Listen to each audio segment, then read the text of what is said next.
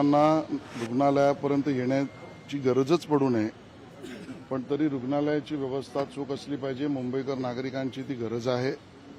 म्हणून पूर्व उपनगरामध्ये असलेले राजावाडी हॉस्पिटल आता 1000 बेडचं जवळजवळ 550 कोटी रुपये खर्च करून 13च्या वर ऑपरेशन थिएटर्स, 1000च्या वर बेड्स आणि अद्ययावत सगळी तंत्रज्ञानाची व्यवस्था या आधारावर त्याचं भूमिपूजन झालं. येत्या 5 वर्षामध्ये ते काम पूर्ण होईल.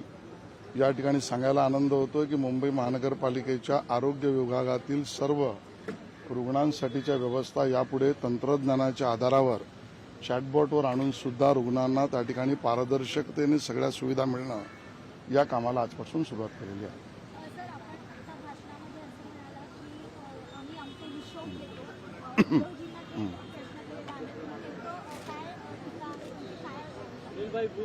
माझे प्रश्न आहेत आणि माझी ठिकाणे मी सत्य मांडतोय. आज त्या ठिकाणी 2000 सांगितलं की 1700 झाडं काढणार आहे, तेवढे आपण काढणारच नव्हतो. गेल्या वेळी 12 वर्षापूर्वी जेव्हा कुंभमेळा झाला त्यावेळेला जेवढ्या निवासाच्या व्यवस्था आमच्या साधू महंतांच्या तपोवनामध्ये होत्या तेवढ्याच व्यवस्था आम्ही या वेळेला करणार आहोत. मी सांगितलं एक सुद्धा रावटी आम्ही त्याकडे जास्त लावणार नाही. पण गेल्या अनेक वर्षापासून शेकडो वर्षापर्यंत आमची परंपरा आहे. ते साधू संतांचं निवास आहे तपोवन, तेवढी व्यवस्था आम्हाला करावीच लागेल. पण या मधल्या 12 वर्षाच्या काळामध्ये 10 वर्षाच्या काळामध्ये पावसामुळे कोणी काही जाऊन वृक्षारोपण केलं असेल, त्यामुळे मध्येच या ठिकाणी आमच्या रावट्या होत्या त्या ठिकाणी काही झाडं झुडपं उगवलेली आहेत. आणि म्हणून आम्ही म्हटलं की आम्हाला तेवढी काढावी लागतील आणि त्याचा आम्हाला त्या ठिकाणी दुसरा पर्याय नाही. आणि संत त्या ठिकाणीच राहत आहेत. सगळे साधू संत महंत देशभरातून आलेले हे त्या ठिकाणी राहत आहेत आणि म्हणून त्यांची तेवढी व्यवस्था करणं हे अपरिहार्य आहे. आणि आम्ही त्यातही हे सांगितलं की आम्ही ही इथली झाडं जी या ठिकाणी काढू ती आम्ही लगेच त्याचं दुसऱ्या ठिकाणी स्थलांतर करू, आम्ही रिप्लांटेशन आम्ही त्या ठिकाणी करू, तशी व्यवस्था पण आहे.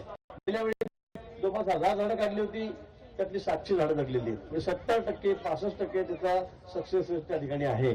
म्हणून हे पण आपण सांगितलं होतं. पण वृक्षप्रेमी आहेत, मला काही त्याच्याबद्दल बोलायचं नाही. त्यानंतर काय राजकीय संघटना त्या सुद्धा मी कामाला लागल्यात, आंदोलन केले. माझे अनेक कार्टून मधले कुऱ्हाड घेऊन असं उभा आहे मी, लंगोटी बांधून. झाड तोड्याची गोष्ट आपल्याला माहित असेल, मागची जुनी शाळेतली. दाखवण्यात आलं, करवत घेऊन दाखवण्यात आलं.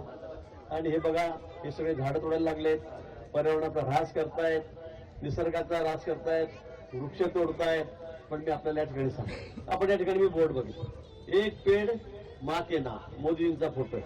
त्यांनी घोषणा केलेली आपल्या आईच्या नावाने एक झाड सगळे जण लावा, सगळे जण. आणि अशा पद्धतीने आपण एक झाड इतक्या लोकांनी जर लावलं, आज 13-14 कोटी लोकसंख्या आपल्या या महाराष्ट्राची आहे, लोकसंख्या देशाची आहे. मला वाटतं आम्ही जरा संकल्प पूर्ण केला तर मला असं वाटतं की दुसरं काही करण्याची गरजच नाही. आणि म्हणून इतकं वृक्षावर प्रेम, निसर्गावर प्रेम आमच्या पंतप्रधानांचं या ठिकाणी आहे, आमच्या मुख्यमंत्र्यांचं या ठिकाणी आहे. आणि मग ते कशी परवानगी दिली मला एवढं झाड तोडायला.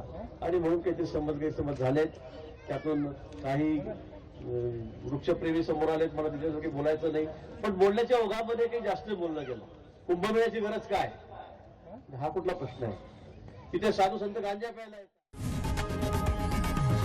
लोकशाही मराठी ऐका, पहा, जागरूक रहा.